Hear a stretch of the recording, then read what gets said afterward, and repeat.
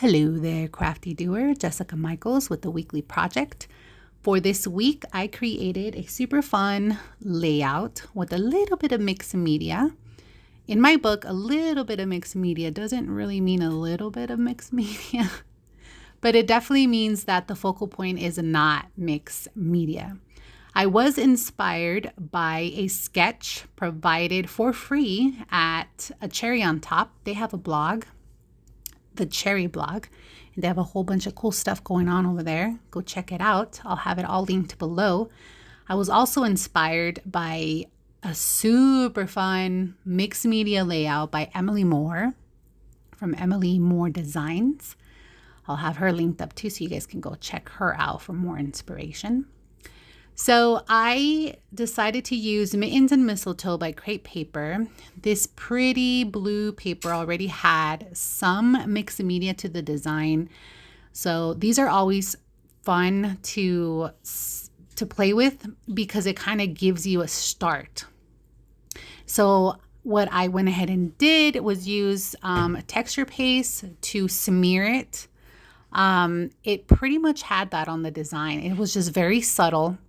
And I begin to create my clusters and layers. For that, I let the smear dry a little bit. I used my heat drying tool. And then I got this very pretty and fun stencil by Becky Fleck. It's called Peppermint Kisses. It's a 1 of 3. And I went ahead and stenciled some more of that texture paste right on top of the smear. This is a pretty cool way to use such a stencil because it's so defined. Don't feel like you have to use it like that. So I just used bits and pieces of it and it gave it a very grungy, very distressed look, which is always what I am shooting for. Now, to add to the layers, I grabbed this super cute Sparkles Premium Glitter by Wow. It's Cotton Candy is what it's called. It's really pretty. It has all these like little sparkles and bits and little pieces. And I added that on top of the wet texture paste for a little sparkle. And again, a third layer. I had to clean up my mess. I didn't think this through. I get so excited when I scrap. I just want to go for it. And then when I saw how much excess was on my workspace, I had to clean it up because waste not, what not, right? So if you've been following me along, you will know that I usually opt for watered down white acrylic paint for my splatters, but I finally got my hands on this Dina Wakley gloss spray that I've been dying to get my hands on. And I have converted. This stuff is so cool. It doesn't seep through my paper like watered down acrylic paint does. And then when it dries glossy. So not only is it another layer to my clusters, but another element of texture, which is super important to me when I do create any of my paper projects. So this paper collection also had this really pretty like brown wood design paper in it. But of course I had to grunge it up. So I lightly spritzed it with water in order to avoid any tearing when putting it into my embossing machine. I used Sizzix 3D texture fades called Lumber. It is one of my favorites. I'm sure you have noticed it in plenty of my projects. It's a really fun one and it's very versatile. Then I grabbed my super dull X-Acto knife to distress the edges of this, and then some distress ink in walnut stain just to give it a little depth, I guess, to the edges, hide some of that white. Honestly, super duper honesty, crafty time here. I added the ink not only for that reason, but because I'm trying very hard not to overdo the mixed media in this project. And that is something very challenging for me. You'd see that I kind of like lightly brush over the top because I'm like, I want more, I want more. But it really didn't do anything to it. That paper is just so pretty on its own. And then also the embossing folder just did plenty to it. So moving right along, I grabbed this really pretty festive paper from the collection. I really like this collection because it has a lot of pink pastel in there. With my girls, it's super easy to scrap or use for projects for them. I actually created a mini quadfolio paper album with this collection, and a lot of this paper is just the leftovers. It's a really thick pad, and by thick I mean like you get a lot of it. So to add a little more media to this, I grabbed a Wow embossing pen and just added color in the white flowers that I know that are going to show up. I'm actually going to put my photos on top of this so I know the placement and what's going to show and what's not.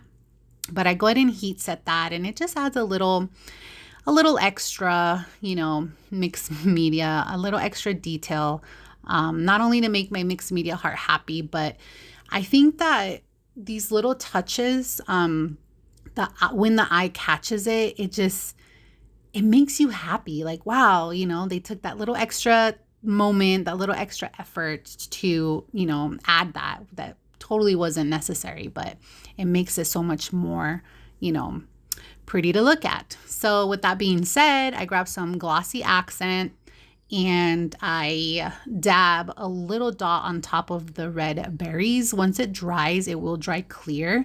And then I used the DCV or DCWV Metallics Matte Stack Foil Cardstock. I just got this a couple of weeks ago and I really like it. It's metallic foil cardstock, and I've been using it for a lot of my sentiments or titles because I don't have like a lot of stamp sets like that.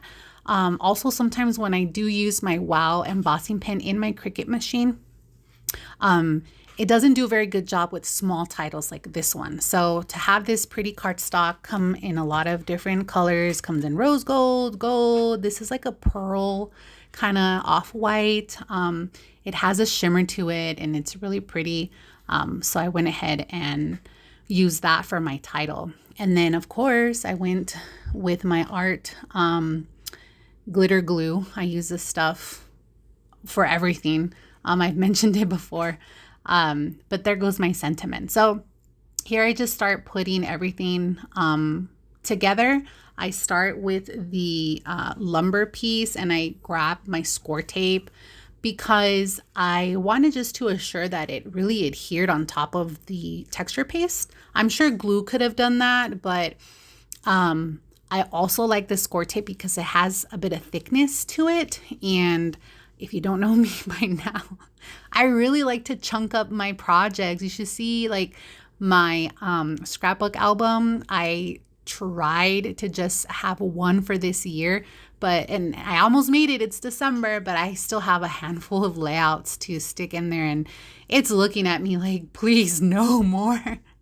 But anywho, so I go ahead and adhere that with the double side adhesive, and I make sure to put the tape just a little below the edge because I want to roll it up just like this after I adhere it down to the background. So that works out pretty good.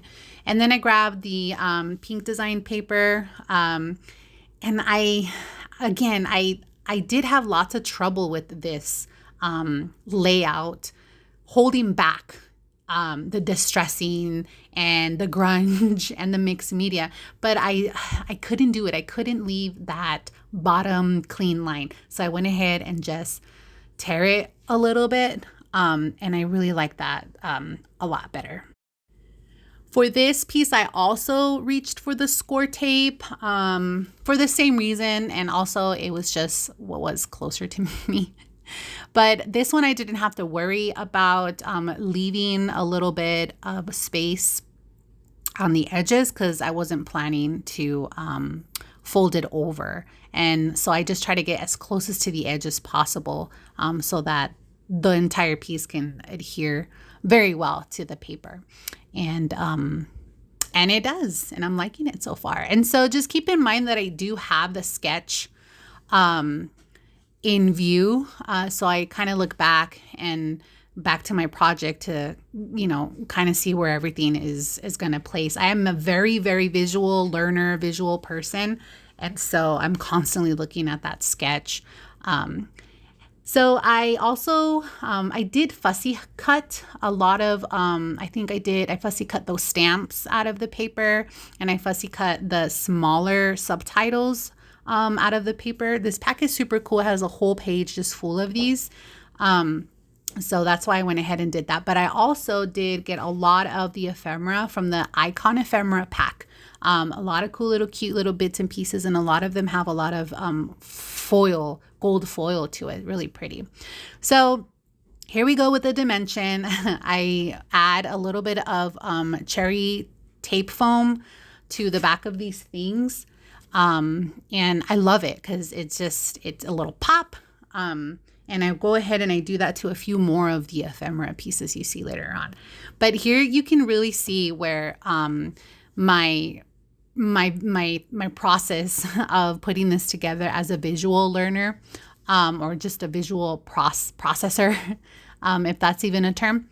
But I can see how everything's going to look laid out. And I kind of toy a little bit with the ephemera and looking back at the sketch. That helps a lot too.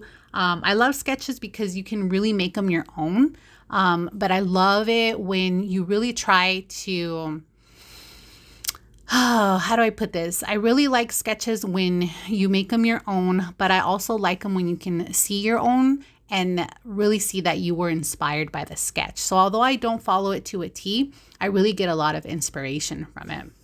So I adhere some of the pieces with my art glitter glue and then some of them with cherry foam tape, like I mentioned earlier. And then I do end up fussing with the title. Even like my cards, greeting cards, layouts. You know what? My art journaling pages, those are the ones I don't have a lot of trouble with placement of the title. And I think it's because when I art journal, it feels very organic. I just kind of dive into it. There's not a lot of thought to it. And I do use my art journal a lot for experimenting. So I think that's why. But I did have someone comment on one of my videos about art glitter glue and how it just clogs up for them. And that's unfortunate. I've only tried this glue as far as like an industrial type of glue.